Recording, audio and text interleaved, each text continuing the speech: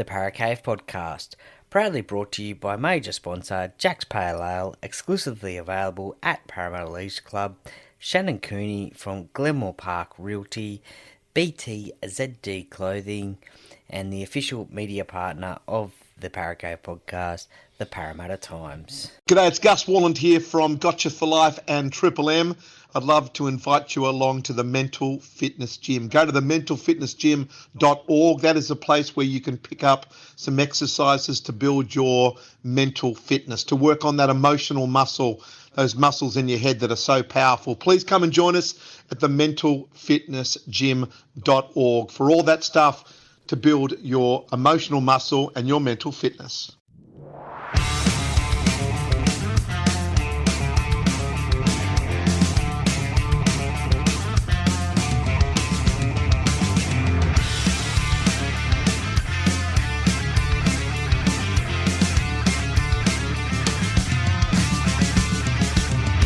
Welcome to another episode of the Parramatta Cave podcast. And now over to your host, Troy Warner, broadcasting live from the world-famous Parramatta Cave. And yes, hello and welcome back to another episode of the Parramatta Cave podcast. Troy Warner here, and it is a end of an era, I guess you could say, at the Parramatta Eels, with the official statement coming out from the club that Clint Gutherson has been released from the Parramatta Eels from his final year of his contract. He was due to play at the Parramatta Eels in 2025, but due to a mutual agreement between the club and the Clint Gutherson, the King, they have come to a release from the club for Gutho to explore other opportunities. Now, other opportunities, that potentially means that there have been rumours that he will sign a 3-year deal worth approximately $2.5 million to play at the St George Illawarra Dragons from 2025, and I have it on good authority that he will be the fullback at the St George Dragons. Now, does that mean that he will be captain at the Dragons? Potentially a good chance that he might be. Whether Shane Flanagan goes down that path of naming him captain, of being a new player coming into the side, and not having anything to do with St George Illawarra in the past, that remains to be seen. I guess you have Jack de Belin there, who has captained the club there before. Damien Cook as well could be a captain as well, but I guess Clint Gutherson will be a great candidate as a captain of the Dragons. Truly a inspirational leader, that is for sure. Now, look, in terms of a Parramatta Eels career, and look, I guess for myself, I guess it's a little bit of a mixed emotions sort of a day, I guess, because when one of your star players leaves the club or gets a release from the club, it is very disappointing, I guess. Some fans fall in love with players and they move on to other clubs. Some fans follow players to other clubs.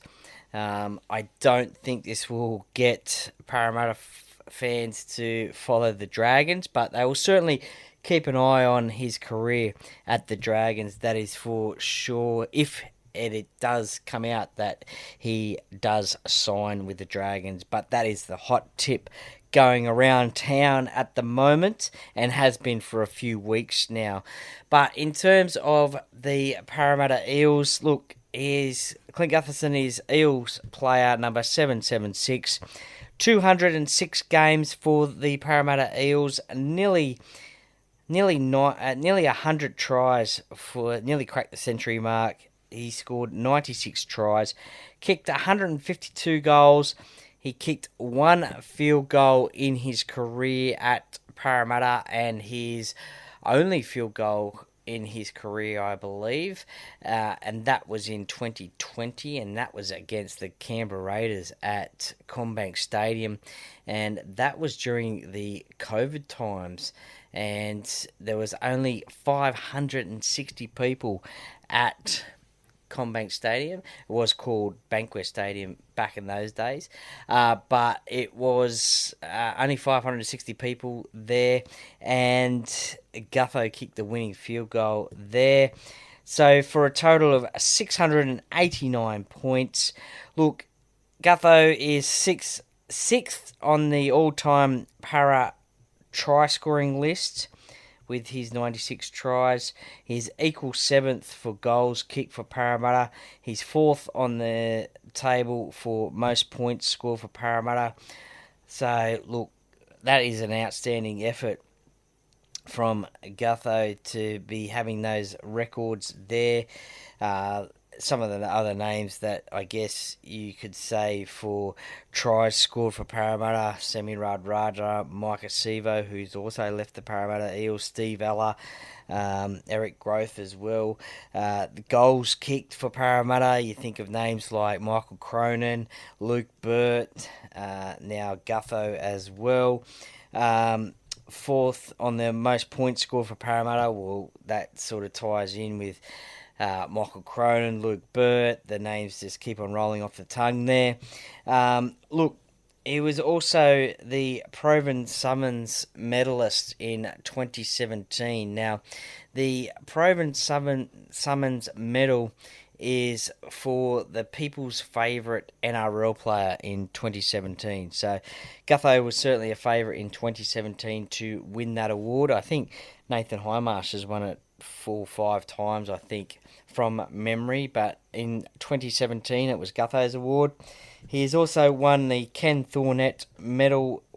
He's a Ken Thornett medal winner at the Parramatta Eels twice, in 2020 and 2023. It's a Player of the Year there. The Highmarsh Players Player Award, he won that back-to-back, 2023 and this season, 2024. The Jack Gibson Coaches Award, he's won that on 3 times, 2017, 19 and 2024. Blue and Gold Army Award, which is the award given by or voted on by the members of the Parramatta Eels, called the Blue and Gold Army. He won that on 4 occasions, 2016, 2020, 2023 and 2024 this year as well. So a massive year this season. Some would say that he was potentially the player of the year for Parramatta this year as well. And also he was the Dally M fullback of the year in 2020 as well. Look, Clint Gutherson, we all know he has had his fair share of injuries, no more so than the ACL injury he suffered in 2017. That was on a Easter Monday game against the Tigers. I can still remember the vision now of that happening. And in actual fact, in that game, Gutho scored a try and kicked 2 goals. But, I can still vividly remember that incident when it did happen. That happened in July of 2017, and recuperation took until April 14, 2018. So, the early rounds of the 2018 season. So, played 18 games in 2017 and then 19 games in 2018. So, and I guess someone like Gutho as well, you could say that there is the talk about longevity as well. Now, I have spoken to some coaches in the past of the Parramatta Eels, albeit assistant coaches as well, at fan days and the like. And look, they said to me that basically you want to get about 20 plus games out of a player every year to get your money's worth, I guess you could say, to get 20 games out of a player each season. So when Gutho joined the Parramatta Eels in 2016, he played 24, 2017 was 18, 2018 was 19 games. 2019 was 26. 2020 was 22. 21, 25. 2022, the grand final year, played 28 games. 2023, 23 games, and also 2024, this season played 21 games. And look, none harder, I guess you could say, than that Spoon Bowl game against the Tigers, where he had that quad strain and also played with 3 broken ribs. I mean, that is outstanding to do that. And look, who knows? Potentially, maybe he knew it was his last game. Maybe there were rumours around at that time of what was going to happen and beyond. I certainly think he sort of knew about RCG at that time as well, because he jokingly, I guess, let him run out lead out the side in that game. You can see that in the vision on that occasion, but I guess maybe Gutho knew as well that the writing was on the wall. Look, as I said, I'm a little bit mixed emotions. Look, Gutho is a champion player. I really loved having him in the Parramatta side. Certainly, I guess, between that 2019, 20, 21, 22 period there, that 4-season period, he was probably at his, I guess you could say, at his best. Look, the last couple of years, and this is my opinion and probably a few other fans' opinion as well, probably wasn't playing at his best and had lost his speed from those earlier years. Now, Gutho has turned 30 this year, so he will sign that presumably the 3-year deal with the Dragons, so that'll take him to 33, and then who knows what will happen after that. But you could see that he was losing a lot of pace at the back there. And look, I have said it before to fans, Parramatta fans and the like, and that you need speed. In the NRL, you need speed at the back there. You look at Reece Walsh, you look at Hamiso Tabuai-Fidow at the Dolphins, Tom Trbojevic at Manly. You need speed, and I guess Gutho over the last couple of years, and this is probably due to those injuries that he has had in his knees, that he had lost that. And I was really, I guess, shocked and disappointed, I guess, this year when Parramatta played the Roosters at a very wet Sydney Football Stadium, Allianz Stadium, and James Tedesco made that line break, and unfortunately it just made Gutho look silly. Tedesco got inside of him and it just made him look silly. And look, I guess it just, I don't know whether that was a thing to do with his knees or his injuries that he was playing with at the time or what, but I really felt for Gutho on that night, because you know, he has been the heart and soul of the Parramatta Eels. Now, he is one player who will go out in every single game that he plays, and he will want to win every single game that he plays. He will not want to come off that field losing. You have seen in the past in press conferences where Gutho, you could just see the look on his face of sheer disappointment of losing a game, and especially in the last couple of seasons where Parramatta has missed the finals, it's been very tough being the captain of the side, having to front up into those press conferences and try and, I guess, explain yourself, and for someone who just wants to win all the time, that must have been really, really tough. Look, I guess you could say that you probably saw Clint Gutherson develop as a footballer at Parramatta. Only played, I think, 5 games at the Manly Sea Eagles, and then came over to the Parramatta Eels in 20 2016. His last game for Manly was in 2015. And straight away in that season, he represented City Origin. He played at fullback, his customary position. They won against Country on that night, and then later that year, just before Christmas, they had re-signed him to a 3-year contract, which would see him at the club until the end of 2019. So, look, that was the journey, the start of his representative football in the senior grades, and then in 2017 he also played for New South Wales City. 2020, look, that was a little bit of a weird year, that one, for State of Origin.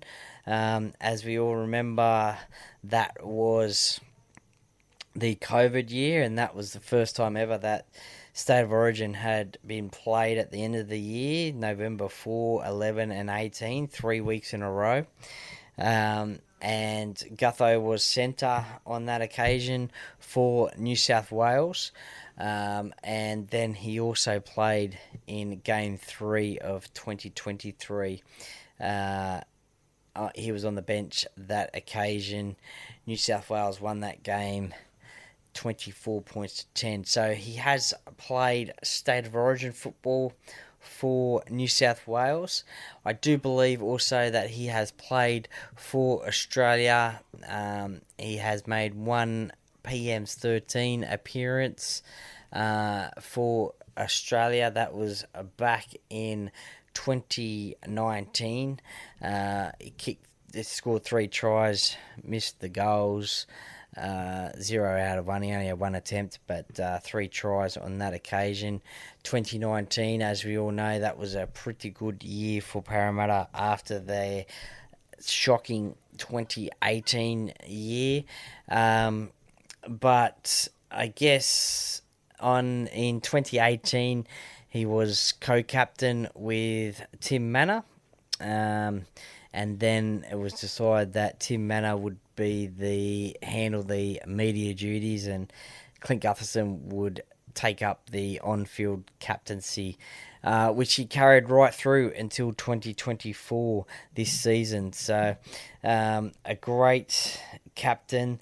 He, I guess, could be criticised at times, especially, I guess, over the last couple of years, about his what would you call it, whinging of the 2 referees about certain calls or different calls throughout the season. Whether they were right or wrong, who knows? But I do remember one of the greatest captain's challenges, I think it was ever in the NRL. I think Casey Badger was the referee, and I think it was against Canterbury. And they had to check it, and Gutho was right. He knew the rules. He's very astute with the rules, and Parramatta won that challenge. I think it was against Canterbury at a cool stadium. And he won that challenge, and it was quite a funny one. I think the NRL had a bit of egg on their face on that occasion. They thought they got that challenge right, but Gutho was right on that occasion. But a lot of the other times, though, I do believe that fans have called him a whinger and stuff like that. Let's not forget that at the start of his Parramatta Eels journey, back in 2016, it was a pretty tough time for the Parramatta Eels, but also too, he'd only played 5 games for Manly in his previous club where he made his debut, so he was only a new first grader. He did have the odd mistake in him here and there, and look, fans were saying, "Oh, why have we got this Manly player, this Manly reject? He's no good. Maybe he should go back to Manly." And fans were off him. Fans did not like him at all. They wanted to get rid of him, but I guess he had that connection with Coach Brett Arthur from his time at Manly and now into Parramatta, and he stuck it through and slowly worked on his game and developed it, and obviously became a better player, and the fans just absolutely fell in love with him. Look, as I said before, he is a competitor. He wants to win every single game. The amount of tries that you have seen him save, there was one where he stuck his foot out. I think it was against South Sydney, and basically he was sort of running across the field and just put his foot out as the player was about to put the ball down, or was putting the ball down, and stop that from being a try. We've seen numerous try-saving tackles. We've seen some of his 96 tries that he scored for the Eels. Absolutely amazing. The one against the Gold Coast Titans, I think it was round 1 at CommBank Stadium. I think it could have been 2022.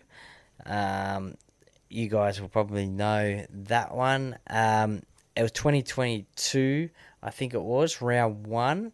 Yes, it was, against the Gold Coast. No, actually, I think it was against the Gold Coast, but it wasn't that one there. It was... Sorry, I'm just looking up the round 1 game at CommBank Stadium, but it wasn't that one. There was a try... Maybe it was 2021.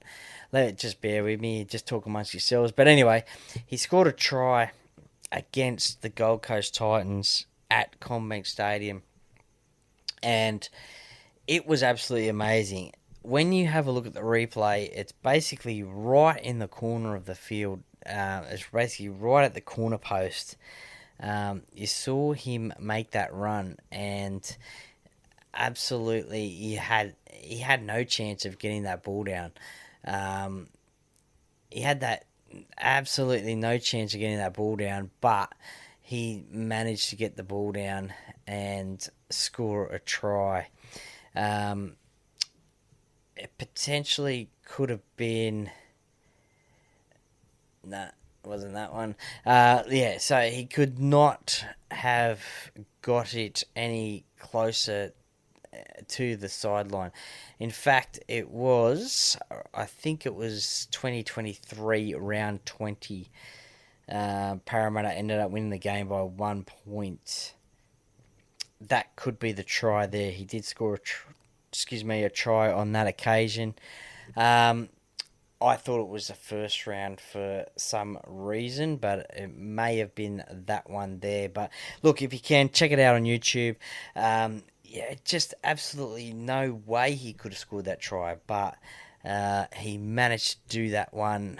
He managed to get that one across the line, and to this day, I still don't know how he got the ball across that line.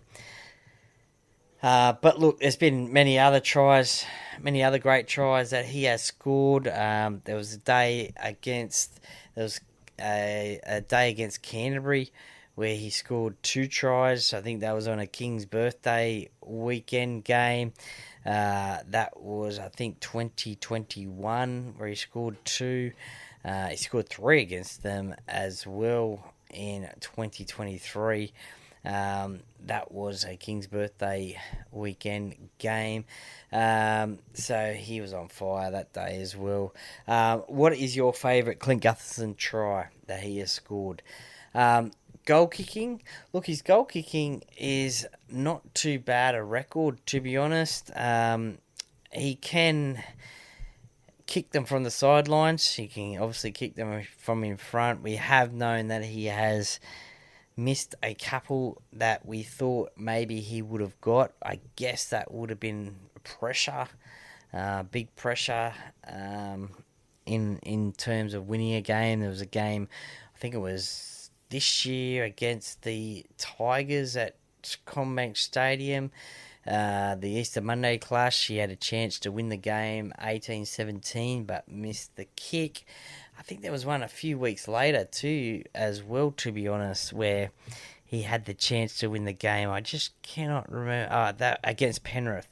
There we go. That one round 23 this season as well. I think he had a kick from the same sort of angle to tie up the game at that stage. Penrith had that massive comeback. There was a chance right at the death there for Gutho to tie it up and go into Golden Point, but unfortunately it did the same thing. He missed it, but usually he would have a pretty good record there in the goal kicking. I think in the last 4 years he's had over 70% goal kicking percentage, so that is not too bad. I mean, obviously Parramatta have got Mitchell Moses, but look, if you can have someone who's over 70%, that's not too bad for a goal kicker. So his career percentage is 71.36%. That one field goal, as I said, it was against Canberra. The whole team just mobbed him in where he kicked the ball from, and it's his first and ever field goal. So that was a great one. What about the hairstyles as well that Gutho's had over the years? I think he's had the man bun. He's had the shaved head. What else has he had? He's had some, I guess you could say, normal haircuts, I guess. The old short back and sides, I guess. But he's had a few looks over the years, Gutho. Mo, no mo, goatee, beard. So, yeah, Mo. He's had a few looks over the years too, Gutho. So if you look over the pictures over the last, or since he started at Parramatta, 2016, he's had some looks, hasn't he? So what's been your favourite Gutho look from over the years? Also, we all know the try celebration, the Gutherino. We haven't seen that for a couple of years, I don't think. But we did see that for a little bit there. There was a little bit of a stretch there. Everyone used to call him for it to try and do it. I think Philip Sami from the Gold Coast Titans, he actually did one over the top of Gutho when he scored over the top of him. But look, yeah. The Gutherino. How good are your Gutherinos? I wonder if he'll pull that out at his next club. Look, I guess at the end of the day, it was a business decision, and thankfully it was a mutual decision that they agreed to part ways. The thing I'm disappointed about is that there's no real farewell for Gutho. He has been a leader of the team for the last 6 years, 7 years. He doesn't get to play in Eels colours anymore. He doesn't get to say goodbye to the fans properly. He did a social media post saying thank you to the fans and thank you to the Parramatta Eels as well. But there's no real send-off for Gutho, unfortunately. What he will be remembered for in Parramatta colours is that Spoon Bowl game where he scored... I think it was 2 tries on that night, and kicked a goal as well. So that was his farewell in Parramatta colours. But yeah, just unfortunate that we don't get to see Gutho in blue and gold anymore. But look, on behalf from myself and on behalf of Parramatta Eels fans, we wish you all the best, Gutho, in the future. Look, it's more than likely that you will be at the Dragons. It'll be interesting to see what sort of reception Gutho gets at CommBank Stadium when Parramatta play the Dragons. Look, I think he'll get a good reception, to be honest. So I don't think there'll be any boos or anything like that. I think he'll get a good reception. He'll probably even get a round of applause. And I think that'll be the way for Parramatta Eels fans to show their appreciation for Clint Gutherson and what he has done for that club. Talk about blood, sweat and tears. Well, I'm pretty sure Gutho has played for Parramatta and had every single one of those at times, if not all at the same time, to be honest. Just puts his body on the line. Unfortunately, it's slowly letting him down with the injuries that he is suffering. let's hope he has a good preseason. And look, I would love to see him do well at his next club, and obviously not against Parramatta, but I would love to see him do well at his next club because I like him as a player, and I can just see what he will do for that next team. He's an inspirational leader. He will get around to the young blokes and lead from the front. He is a leader, and look, as I mentioned before, I wouldn't be surprised if Shane Flanagan picks him as captain of the next Dragons team. That's probably where he will go, and I think it's going to be announced very soon, actually, so I wouldn't be surprised if Shane Flanagan names him as captain of the Dragons. Look, thank you very much for listening to this podcast. As I said, it's a bit of a mixed emotions day. I think probably it was the best decision for both parties. Look, as a fan, I've been calling out for speed in this Parramatta Eels side, and we could see that the top teams, that is what they have. Unfortunately, it comes at a cost. Rugby league is a business, and unfortunately, Clint Gutherson has been one of the names that Jason Riles and his coaching staff have come to agreements, and they have left the club along with RCG, Regan Campbell-Gillard, and Micah Sevo as well. And look, there probably might be others as well coming up. Who knows? But there's a lot of fresh new faces at Parramatta for 2025. They've gone back to training, preseason training this week. So they've had about 2-3 days together, I think. So it's only week 1 of preseason. So as we know, preseason is a very important time to get your season right for the season coming up. So, look, Jason Riles, he's come in, he's made those hard choices, those hard decisions, and unfortunately, some of the players that fans love have moved on, and Clint Gutherson is one of them. But just like to say to Clint, I know he probably will never hear this, but thank you very much for your service in the blue and gold jersey and what you have done for the Parramatta Eels club. You have developed yourself into a fine footballer. You are a representative footballer now, having played for New South Wales in a state of origin, the toughest football you can play.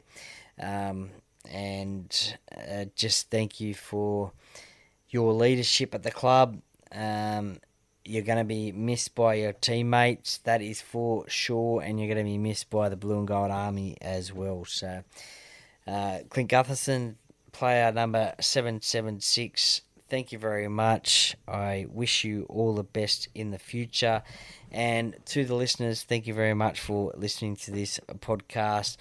Probably not a podcast I wanted to do, but it is probably pretty relevant, that is for sure. So stay tuned to the podcast pages on Instagram and Facebook for what is coming up. Thank you very much, and look, as this is a Parramatta Eels related podcast, I will say the Parrot Cave podcast, by the fan, for the fans. Go Para! How you going, mate? Are you a Parrot Cave podcast listener? I am, bro. It's a great podcast. Everyone tune in. Go Para! Hello, Paracave podcast listeners. My name is Shannon Cooney from Glenmore Park Realty and long-term sponsor of the Paracave podcast. If you're looking to sell your property or buy, or just curious to know what your property is worth in today's market, give me a call today on 0421 588 445.